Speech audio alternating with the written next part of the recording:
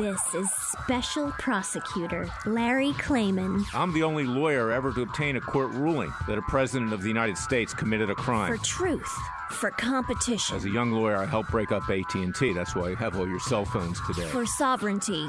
For the Republic. I'm the guy who, at Judicial Watch, which I founded, uncovered the Chinagate scandal. Millions of dollars going to the Clinton campaign, corrupting our political system. For the privacy of citizens. And I'm the only guy to have enjoined the National Security Agency from mass surveillance on hundreds of millions of Americans. Tearing it up. I'm the son of meat packers in Philadelphia, Pennsylvania. I know how to slice and dice. Bringing it back. We're going to take this country apart and put it back together again in the way envisioned by our founding fathers. It's not just talk. We're not just regurgitating news stories. Larry Klayman, special prosecutor, is making the news. And now, here's Larry. Welcome to this week's edition of Special Prosecutor with Larry Klayman, the 19th anniversary of September 11, 2001. A sad day. It was a day that will live in infamy. The greatest attack on the United States since Pearl Harbor during World War II, which gave rise to World War II. But we need to take homage not just of the dead, not just of the tremendous tragedy, but we have to put it in context. And in fact, I've written a column tonight at WND.com. Go out and try to find that at freedomwatchusa.org. And what I explain is this, is that with the nation literally on its back, with regard to COVID-19, with regard to the leftist violence that's occurring, the Bolshevik revolution, where the left is trying to overthrow the vision and concept of our founding fathers. Of course, they're not really trying to overthrow the government because there is no government. We don't have a government anymore. As I say in my new book, it takes a revolution, forget the scandal industry. The executive branch, which is run by the deep state, more powerful than the president, more powerful than President Trump. They've tried to remove him over the last 4 years. The legislative branch, comprised of court jesters and clowns, but they're not so funny. They're not funny clowns. They stuff money into their pockets. They acquire more power. They stoke race wars. They have divided this nation like we've never seen before. They're absolutely deplorable, and that's the appropriate use of the word deplorable, not the way Hillary Clinton used it. But yes, our legislature is deplorable. And of course, we have the judicial branch of government, which is a non-branch. They think they're there for life, but they're not. They shouldn't be. It's not even in the Constitution. They only serve for good behavior. And they believe that they have immunity. The Supreme Court gave their justices immunity and gave the rest of the courts immunity. They should not have immunity. They need to be held accountable for what they do because, as Jefferson said, as unelected, they will certainly turn into despots, causing us once again to shed the blood of patriots. Now, we want to avoid that. Okay, the left wants to shed the blood, but not of patriots. They want to shed the blood of all of us. They want to destroy us. They want to steal from us. They want to maim. They want to kill. They want to destroy this country. So if you take COVID-19 and put it together with the radical left of all persuasions and groups and races, colors, and creeds that want to turn this country into a Marxist Soviet-style state, if you're looking from the outside, if you're looking from the Islamic Republic of Iran, or you're looking from the standpoint of communist China, which has already done its part to destroy this country and the rest of the Western world, or if you're looking from the point of North Korea or other foreign adversaries or terrorist groups, because Al-Qaeda still exists. Maybe it's not as great as it used to be, but it still exists. So does ISIS. You have to see the United States in a very vulnerable position right now. Now is the time, if you're going to attack the United States, if you're going to try to slay the great Satan, if you're Iran, that regime in Iran, which is pure evil, which has tried to destroy Israel, which is trying to take control of the entire Middle East and the world, which dances to the beat of Islam, which in my view is not a religion, it's a cult. No religion, true religion, can teach to kill the infidels or to subject them to slavery and tax them heavily. I'm sorry, that's my position. It's not radical Islam, it's Islam. These forces are working against us. Not just ourselves, but our children and grandchildren are at great risk. And we're taking our eye off the ball with everything that's going on, much like happened in the days leading up to 9/11, 2001. I was fighting the Clintons over 40 scandals. The one that really caught fire was one which I didn't consider to be the most important scandal, the Monica Lewinsky scandal. It was Chinagate, it was Filegate, it was everything else when the President Clinton and his lovely bride, and I use lovely in quotes, the wicked witch of the left, Hillary Clinton, was doing everything they could to harm this country, to further their own interests, to feather their own nest, to steal from the people. And when that happened, as the president was having his sexcapades with Monica Lewinsky, Osama bin Laden had other ideas. As the president was having sex, it was the American people, excuse the French, who were getting screwed. We took our eye off the ball, and 9/11 happened. Well, yes, now we have COVID-19. Now we have this leftist counter-revolution, this Bolshevik revolution. So we have to be especially vigilant right now, and we have to get ourselves out of this state. Electing Donald Trump as president certainly is preferable to electing the brain-dead Joe Biden and his two-faced racist, anti-white vice presidential candidate Kamala Harris. All people are equal, by the way. Doesn't matter who you are, but she doesn't think that.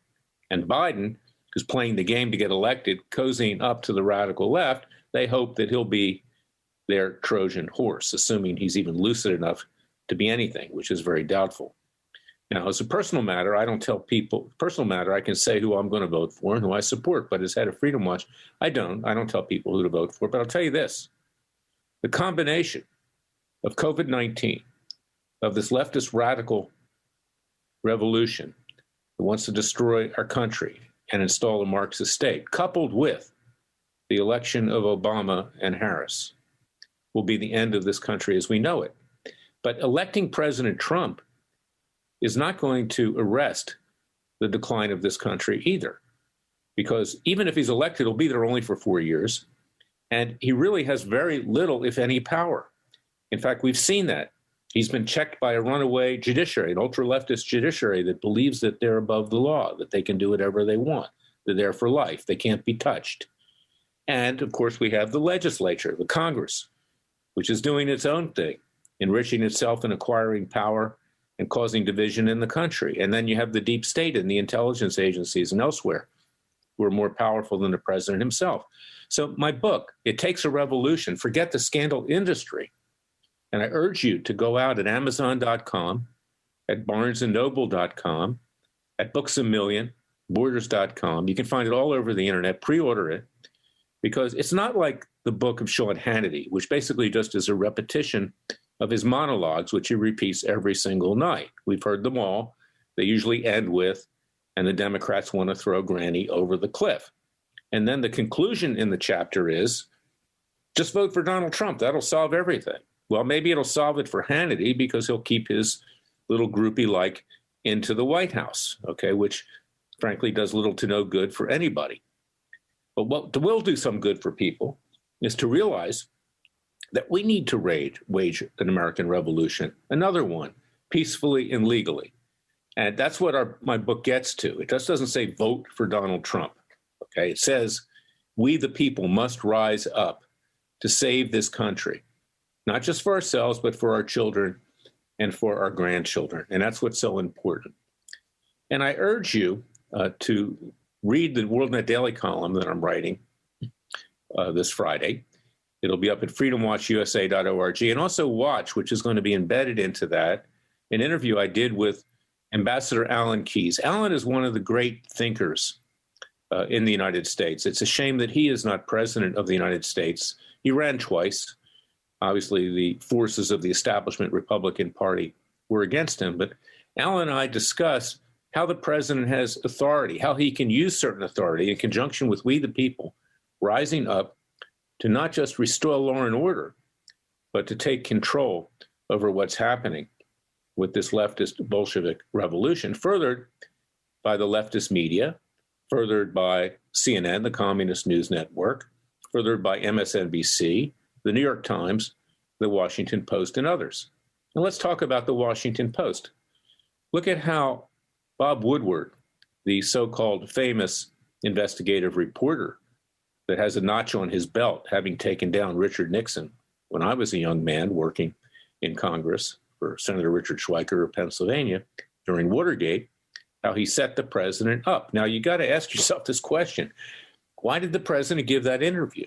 I mean, he should have thought. He needs to start thinking for the American people and not just for himself. It's not just a question of boosting ego anymore. It's a question of saving our country. And Woodward set him up, asked him certain questions. The president was spewing forth, frankly, trying to be a big shot. And he is a big shot because he's president of the United States. But he said certain things that are being used against him, that are being used to cut the legs out from under him. I know Woodward. I met with him when I was running Judicial Watch. The guy's a snake.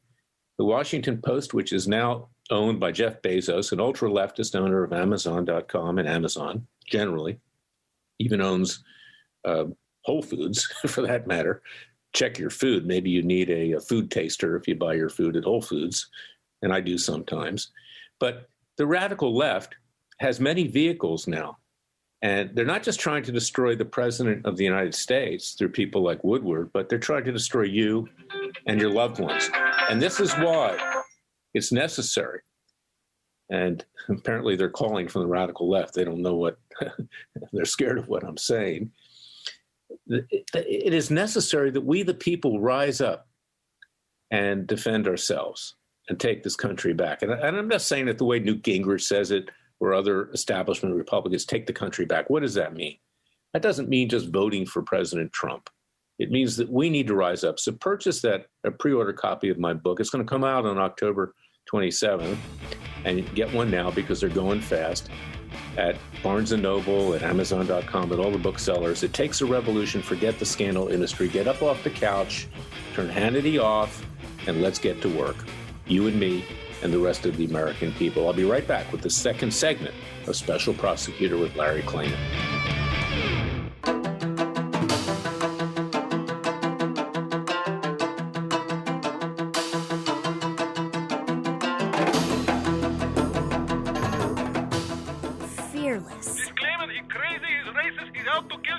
Dangerous. Don't care. Use the court and the law. Lethal. This is bad. Special Prosecutor Very bad. Larry Klayman. If you'd like to support Freedom Watch and this radio show, go to freedomwatchusa.org. I'm back with my friend, my brother, my colleague, DEMETRICK PENNIE.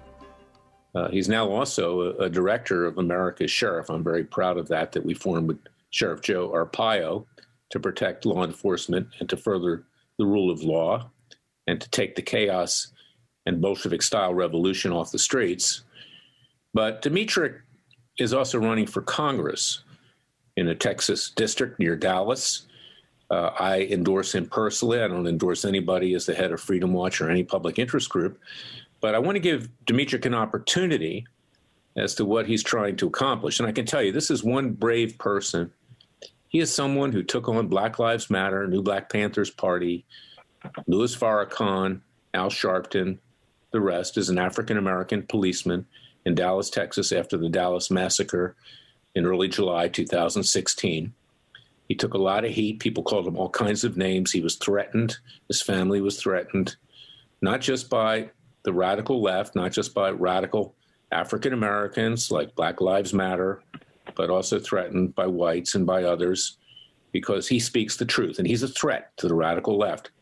And he would certainly be a wise and great addition to U.S. Congress, at least to educate the American people as to where we need to go. Much like I'm trying to do with my book, It Takes a Revolution, Forget the Scandal Industry. DEMETRICK, welcome to Special Prosecutor with Larry Klayman. Tell us what you're trying to accomplish by running for Congress and how people can support you and hopefully help get you elected. Yeah, so, Larry, first of all, I want to thank you for having me on. But look, this is the situation that we're in. And I know that a lot of people have seen this wave in American society where law enforcement has been demonized, where these officers have been attacked. They're trying to do their job, and they're being demonized, and their interests are directly being attacked. The American interests are directly being attacked. And unfortunately, because of the way that our laws are written, the mob rule, individuals that they have an opportunity to do whatever they like. They can do whatever they like to destroy our country. They can, they can hurt our officers and get away with it. Why? Because there are no policies in place to actually deal with that. We don't have a comprehensive domestic terrorism policy. We have no way to stop them from organizing with social media. And I've been through this. You saw that I went through it with all the lawsuits. When I filed the lawsuit in 2016 against Black Lives Matter to try to quell the movement. But we really expected that the DOJ would have stepped in and actually deemed these groups as a domestic terrorist group. And we identify these, it's by their own definition. The DOJ defines domestic terrorism as groups using force and intimidation for the purposes of changing governmental policy. That's exactly what they did. But unfortunately, they didn't get a designation as a domestic terrorist group. But they've been allowed to carry out havoc across this country, destroy buildings, riot, loot, hurt people, kill people, and nothing has been done. And then we fast forward into 2017 with the lawsuit against Facebook, Google, and Twitter for facilitating these attacks against American interests. Until this day, there's been no type of legislation to actually rein in those social media platforms. Guys, if the executive branch won't do it, and we can't get anything done through the judicial branch, the only other option is the legislature. That's the only other option is to run for Congress so that we can try to protect American interests. We're at war right now, and I hate to say it that way, but we are at a war with our own interests, and we don't even realize it. We're being subverted by individuals outside of America. You want to talk about? You had a lot of people that brought a lot of concern up about the Russian interference during the 2016 election. They brought that whole deal up. The reality is we have foreign entities outside of this country that are now sowing division and are trying to bring down the American society. I need your help. Learn more about me at Pennie for Congress, pennieforcongress.com. And listen, get behind me and let's change the interests that are trying to hurt our country. Well, that's right. We need people like DEMETRICK PENNIE. We need people like Laura Loomer in there.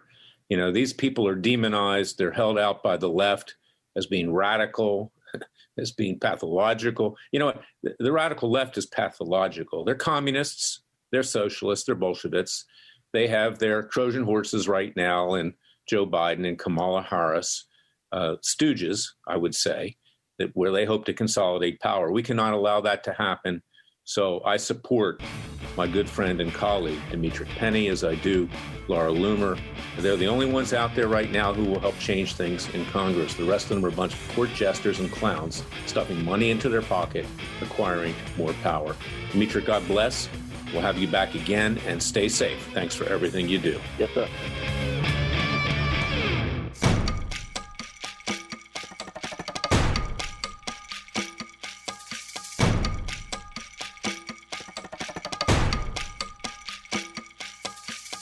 And now, 4 words that make corrupt politicians make wee-wee in their little pants. Transparency and the rule of law will be the touchstones of this presidency. But we have to pass the bill so that you can find out what is in it. Special Prosecutor Larry Klayman. Be the one who makes our country great again. Go to freedomwatchusa.org and donate.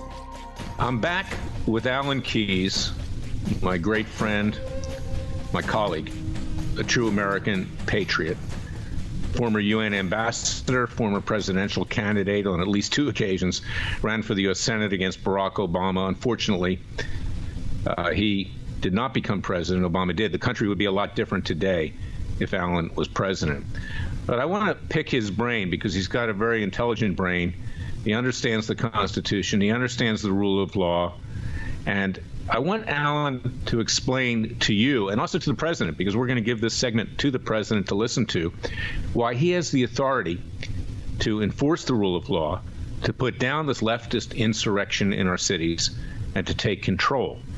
And this is very important because I don't think he understands that fully. He thinks that he has to ask permission from state governors and local mayors to do it. He does not. Alan, explain exactly why the president can take action now and can put down what is in effect a Bolshevik revolution. Well, sadly, I think you're right about the fact that somebody's not explaining it to him. I was reading an article that actually had, I think, the former Presidential Assistant on National Security, Mattis, saying that the president has to be asked by the governors or the state legislature to intervene in the event of an insurrection. And that's actually entirely contrary to the law because it's contrary to the logic of the Constitution.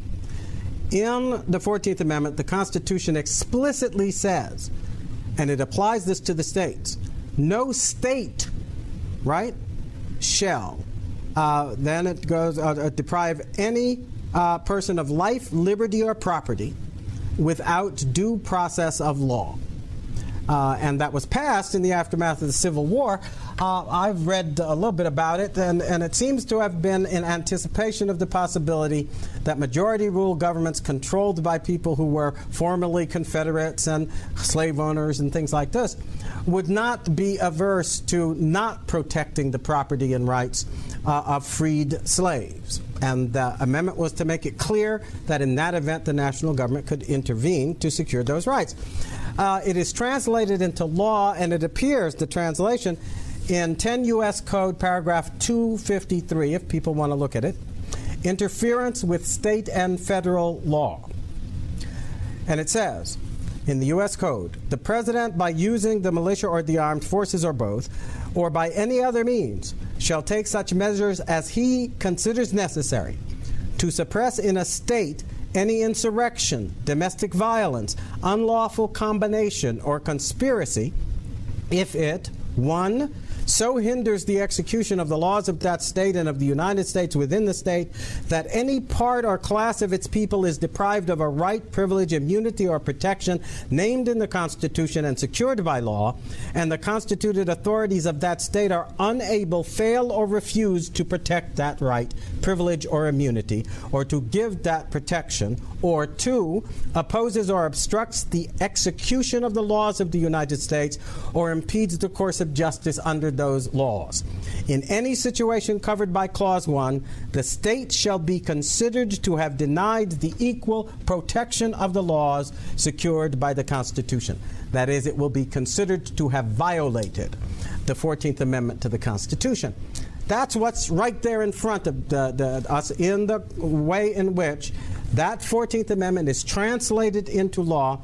And it's clear, Larry, this specifically applies to the circumstances we've been watching in Seattle, in Minneapolis, where these mayors and other people are standing there, oh no, they're protesters. And the scene behind the reporter is burning cities and looting taking place of the stores and the grocery stores and everything else, taking over parts of the city, intimidating people with guns and so forth. If that is not domestic violence, unlawful combination, and a conspiracy to deprive people of life, liberty, and property without due process, I don't know what is.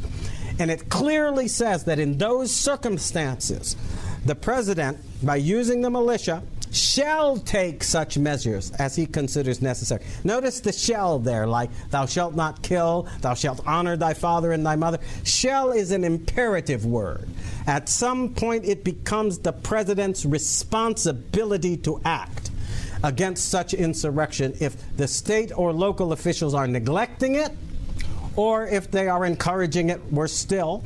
And of course, a lot of us suspect that in the case of Black Lives Matter thugs, Antifa thugs, all this violence that's going on in our cities, you and I both know that a lot of these Soros-backed candidates for district attorney and prosecuting attorney, a lot of these Democrats who are mayors and governors, they're actually quietly encouraging these insurrections to try to reduce our country to chaos. And the president does, in fact, have the obligation under the Constitution to intervene and stop them. Well, that's right. And not just to reduce it to chaos, but they want to take the country over. They want to take it down to ground zero and then establish what is a socialist, communist state, okay, a Marxist state. That's the intention. Now, people are dying in the streets. 1-year-old children are being killed. It's unbelievable. The president needs to take action himself. And as you pointed out, Alan, he can even mobilize the police department. He can take control. He can have militias take control, legal militias. They're in our Second Amendment. It's not a dirty word, militias. Right. And I think that's particularly affirmed because it says here, by using the militia or the armed forces, right? So, and it's organized militia or unorganized militia. It just says the militia. The National Guard, for example, is the organized militia. But the militia that used to be called out to track down the robbers of the banks and so forth and so on, usually through the mechanism of the county sheriffs, those are also militia that are available, as are all the able-bodied people capable of bearing arms, who would then respond to a call in a president's orders of the day telling them what they could do to help their country. And meanwhile, it also says, or by any other means. And other means would be available, for instance, in police departments and other forces of law that could then be brought under the jurisdiction of the president by the terms of this federal law. And so I think he's got a lot of leeway as to how he can answer this, and all the forces in the country that could help put down these insurrections are in fact subjected to his command by this language. And that's important now, Alan, that he do that. Right now, he's playing politics. He's realizing that it's gaining him votes that he wins re-election. Now, you and I want to see him win re-election, right, and we support him. But that's not enough. And he needs to put the marker in the sand. He needs to draw the line in the sand, as President Reagan would have done if he was still president. Because if he doesn't, we know that the left is planning not just insurrection. They're planning mass chaos and violence. It's out there. It's on the internet. There was an article just in the Daily Beast yesterday, what they're planning to do if the president wins, and even if he doesn't win, because they want to create a new Marxist state. And this is their way of doing it. And if the president does win, and let's hope he does, we're going to see major cities burn. I'm in L.A. today.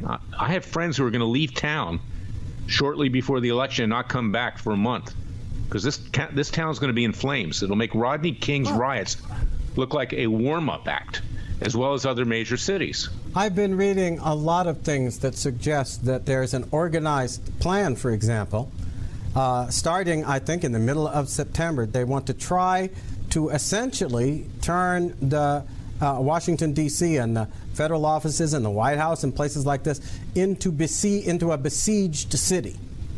And to try to confine the president in his ability to go out and get around the country. Now, they're underestimating, I think, the ingenuity and preparations of the people who guard the president and assure that he can continue in his role as the country's chief magistrate. But they're trying to target it. But I think they also just want to send the message that he's not in control, and that people need to be afraid, very afraid, because what the Democrats have been doing, directly or indirectly, throughout this process, is mounting a campaign of terrorism against the people of the United States. And they soften them up for it, in my opinion, by essentially advising all this cowardly stuff we've been doing, hunkering down with the coronavirus and all, inspiring us to believe that when we get into battle with the virus, we run away, hide in the basement, mask ourselves so that we don't have to come anywhere near the danger. The very kind of mentality that somebody trying to conquer the country would want to imbue in our citizens while it was going on. Well, that's right. And you know, we're on all fronts. I mean, they've tried to destroy the economy. They have largely succeeded at doing that. This is the problem that we have with our so-called government today. They're in it for themselves. They're not in it for the American people. And as I was on your show earlier today, and I wrote a new book. It's called It Takes a Revolution, Forget the Scandal Industry. And I hope people go out and buy it on Amazon.com and Barnes & Noble, Books A Million. It's out there. It's going to come out in October. You can pre-order it. But the American people now need to rise up themselves. The president has the ability, as you just pointed out, to mobilize us to take matters into our own peaceful and legal hands, and if necessary, in other hands, okay, to enforce the rule of law, because this country is on the verge of being totally destroyed. And this is not just pie in the sky. We can see what goes on every single day, and it's getting worse. And you said, you know, that finances are coming from George Soros. Undoubtedly they are, but I believe they're also coming from overseas. Yeah. They're probably coming from China. They're probably coming from Russia. Undoubtedly they're coming from Iran. I'm in L.A. Well, You've got a lot of Iranian agents here that are working against the people. I was reading earlier today or yesterday information that I think I had glimpsed sometime back in May, but but I just made a note of it. Kamala Harris's husband has been working hand in glove through his firm that he's part of, and they have a very close relationship with what essentially amounts to Chinese economic propaganda, right? Positioning themselves in such a way that they can benefit and profit from the things that are going on in the world economically, and they help to inform the Chinese Communist Party and ease the way. Not, to me, a reassuring relationship for somebody who might be one step away from the presidency. And she's not the only one. Dianne Feinstein has had a close relationship through her husband with China for many years. Communist China, that is, the Communist Party. Chinese people are very good people. Actually brought a class action against China over COVID-19. 30% people that signed up as class action plaintiffs are Chinese Americans. They know what's going on. And we, the American people, need to rise up, Alan. And I want to thank you for what you do. And I'm going to take this segment and I'm going to send it to the White House. I'm going to have it directly. I'm going to send it to Mark Meadows. I know Mark. He's a good guy, actually. And I want him to let the president listen to this. And it's very, very important because it's not enough to play politics. It's not enough to say, I need to be invited in to do something. What does he do when he's reelected? Is he going to ask for permission again? But when he is reelected, this country's going to burn. The radical left plans to do that. And in that context, I think it would be something to be thought on. If you are going to make a move to suppress the insurrections that are taking place, is it better to do it in the aftermath of an election when they can claim that you're using violence to defend the bad outcome, or to do it in the context of your legal and lawful and constitutional responsibility to protect the people of this country in the exercise of rights explicitly guaranteed by the Constitution, so that if and when it's necessary to make use of the military or any other means, as it says in the law, to protect the laws and the execution of the laws, according to the 14th Amendment, the obligation of the states to protect the people, let's do it in the name of the people. Let's do it in the name of the Constitution. Let's do it in a way that is clearly timed to make that the issue, so that we throw back the terror that is taking place before it's too late. Well, yes, Alan, and what you said is very important. I want to thank you for coming on. We're out of time on this segment, but I want to have you back, and it's my privilege to go on your show as well, because we need to educate the American people right now as to what their rights are, their equal protection rights, as you just read to them in that U.S. Code statute. Thank you very much for everything you do, my good friend. And God bless too. you.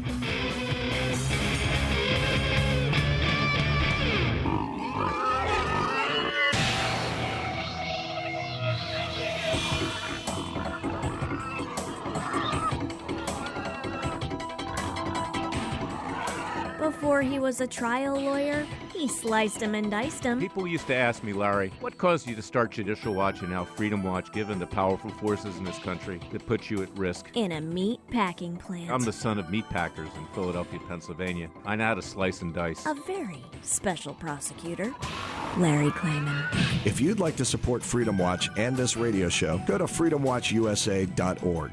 And now, fellow patriots, Americans, those who believe in the rule of law, those who believe in the Constitution, those who believe in natural law and the law of God, the Ten Commandments. I have to say, honestly, there are very few people in our so-called government that believe in any of those things. What they do believe in is themselves. They believe in enriching themselves. They believe in playing one American off of another, and I might add many Americans off of each other. They believe in race wars.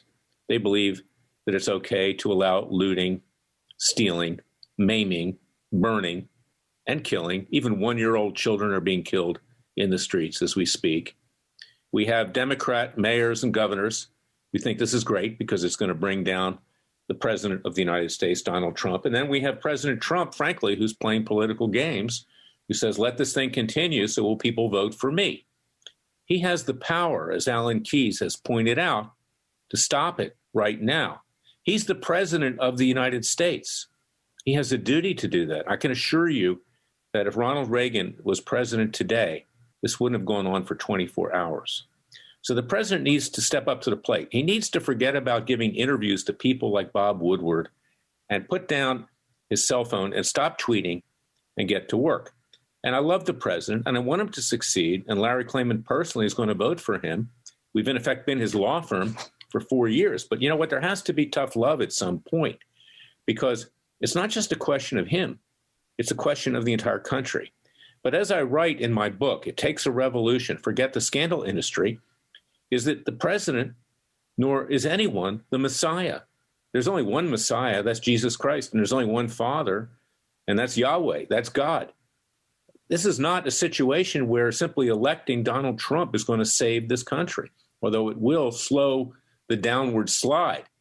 And if Biden and Harris are elected, you can forget it. There she wrote, because it's likely that if they have enough votes to win ultimately, that the Republicans, as worthless as they are, will lose both branches of government. And already the judiciary is so infested with individuals who think they're above the law, who act as if they have no accountability because they're unelected, as Jefferson said, that the country is in a total meltdown.